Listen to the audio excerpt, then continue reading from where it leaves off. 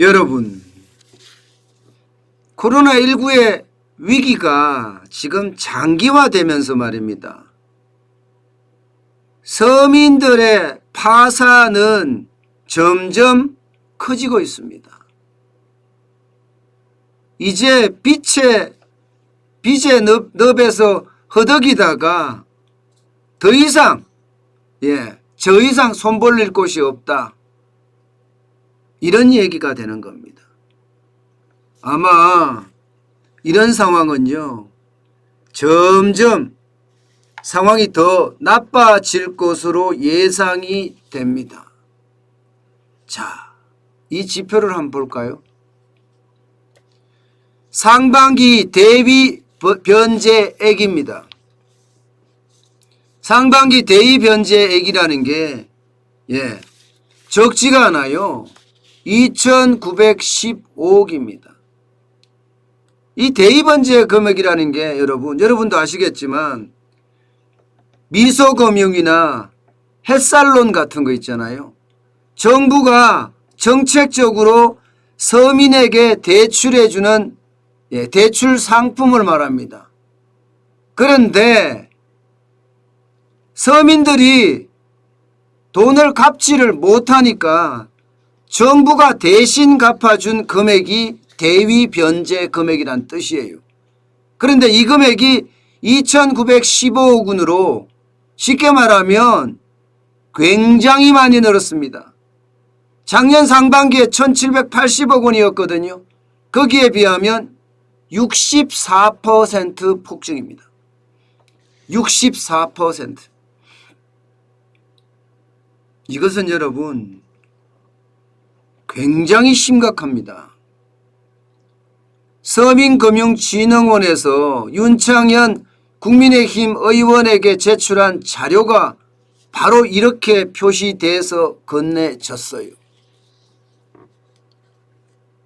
이게 어째 보면요, 2,915억은 그거 아무것도 아니야.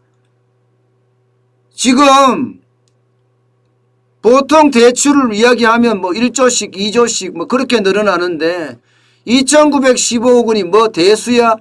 이렇게 얘기할 수도 있습니다. 그런데요, 이것은요, 어쩌면 서민이라고 하는 계층 1분위, 2분위, 3분위, 4분위, 5분위 이렇게 나눴을 때 1분위나 2분위까지의 계층, 이 계층에 돈을 갚을 능력이 떨어진다는 이야기예요. 돈을 갚을 능력이 떨어진다는 이야기는 이제 저수지 뚝에 구멍이 나는 것처럼 하나의 구멍이 나기 시작한다는 의미로 받아들여지는 겁니다. 게다가 1년 새 늘어난 금액이 64%입니다. 64%. 늘어나도 너무 많이 늘어났다. 이런 얘기가 되는 거예요. 그래서 제가 이게 결국은 작은 위기가 모이고 여기에 큰 위기까지 오면 퍼펙트 스톰이라는 최악의 상황이 올 수 있잖아요. 초대형 위기가 한꺼번에 복합적으로 우리 경제를 강타하는 것 말입니다.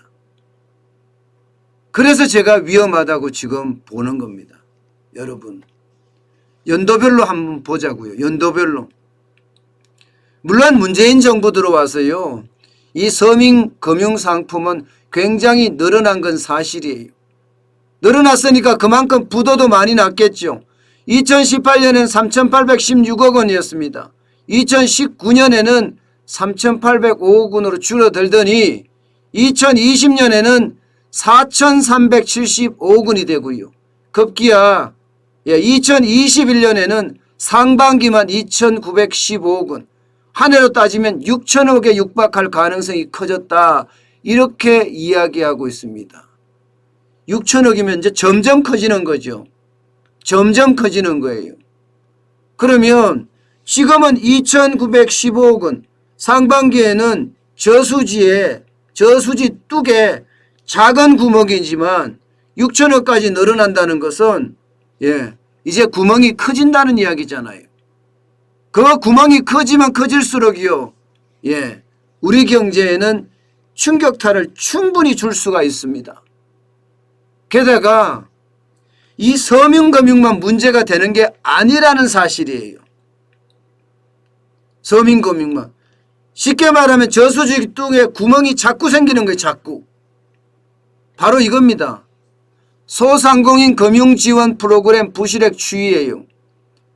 이것은요, 중소벤처기업부에서 소상공인 시장진흥공단을 통해서라든가 아니면 신용보전기금을 통해서 이게 쉽게 생각하면 대출하는 금액이거든요. 2020년 12월에는요 3조 2687억 원이었습니다. 그런데 그때 부실액은 73억 원이었어요. 그렇지만 2021년 6월 대출 금액은 6조 2282억 원이었고요. 부실액은 409억 원으로 늘어납니다. 409억 원으로. 409억 원으로 늘어난다는 건 여러분, 자영업자나 소상공인 여기가 폐업하거나 혹은 연체를 하거나 혹은 부도가 일어나 대출금을 갚지 못한다는 이야기입니다. 이게 지금 얼마나 늘어났습니까? 보면 6개월 사이에 14배가 늘어났습니다. 제가 말씀드리는 것은 금액이 409억 원이 중요한 것이 아니에요. 또 하나의 구멍이 생긴다는 게 중요하고요. 여기에다가 6개월 만에 무려 14배가 늘어났다는 수치입니다. 그 수치가 결국 말입니다. 우리 경제에 엄청난 충격을 줄 수도 있다는 이야기예요. 또 하나의 구멍이 늘어나는 겁니다. 실제로 말입니다. 자영업자들, 소상공인들 현장을 보면요.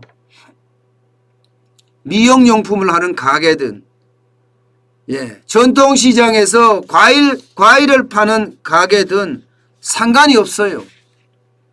이제는 1금융권 빌리다가 정책자금 빌리다가 그것도 안 되니까 정부의 햇살론 빌리다가 결국은 지금 이렇게까지 파산하는 사람들은 결국 어디로 간다? 돌려받기 하다가 안 되니까 이제 불법 사금융으로 갈 가능성도 커졌다. 이렇게 이야기들이 나오고 있는 중입니다.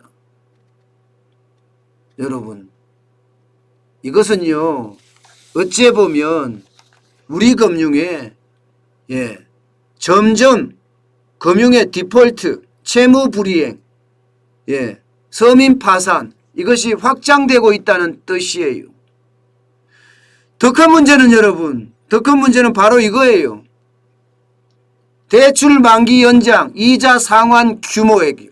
9월 말부로 끝나죠. 이게 213조입니다. 올해 대한민국의 예산이 558조예요. 그러면 213조면 거의 절반은 안 되지만 그죠? 3분의 1은 확실히 넘어서는 수치죠. 30%는 확실히 넘어서잖아요. 30%는. 그러면 여러분 이게 만약에 연장이 안 되면 이제 저수지의 구멍이 작은 구멍이 아니라 엄청나게 큰 구멍이 하나 뚫리는 거예요. 이제는요. 이처럼 말입니다. 저수지 뚝에 작은 구멍의 위기, 중간 구멍의 위기, 큰 구멍의 위기, 이런 크고 작은 위기들이 한꺼번에 지금 몰아쳐서 결국은 퍼펙트 스톰이 덮칠지도 모른다는 그런 예상이 나오고 있습니다. 오죽했으면요 정은보 신임 금융감독원장이 퍼펙트 스톰의 위기가 있다 이렇게 이야기했겠습니까?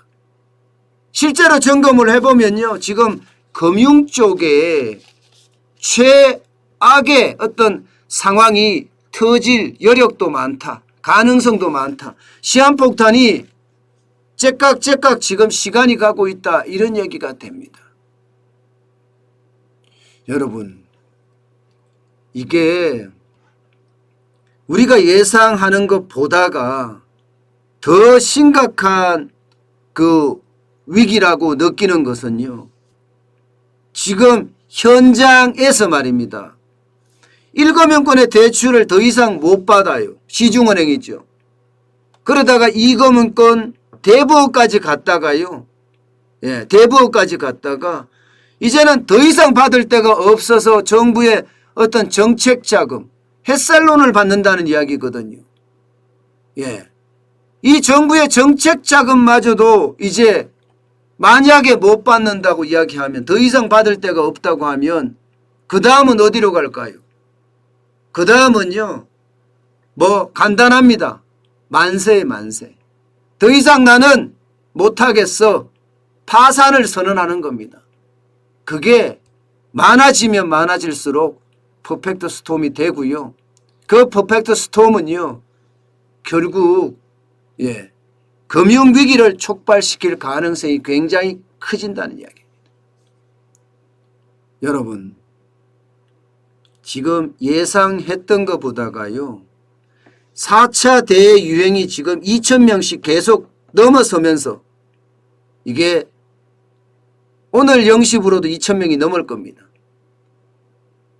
이렇게 되면 서민 어떤 경제의 위기는 저는 초읽기라고 생각해요. 예. 그래서 정부가 추가 경정 예산을 34조 9천억이나 되는 돈을 뿌리겠다 하는 것도 바로 이런 위기를 정부도 감지하고 있다는 이야기입니다. 정부도. 그래서 4차 대유행이 지금 되든 이게 소비로 이어지든 말든 정부는 4차 대유행과 상관없이 돈을 뿌릴 겁니다. 그만큼요, 지금 서민 경제에는요, 바닥 끝에 와 있다. 이런 얘기가 됩니다.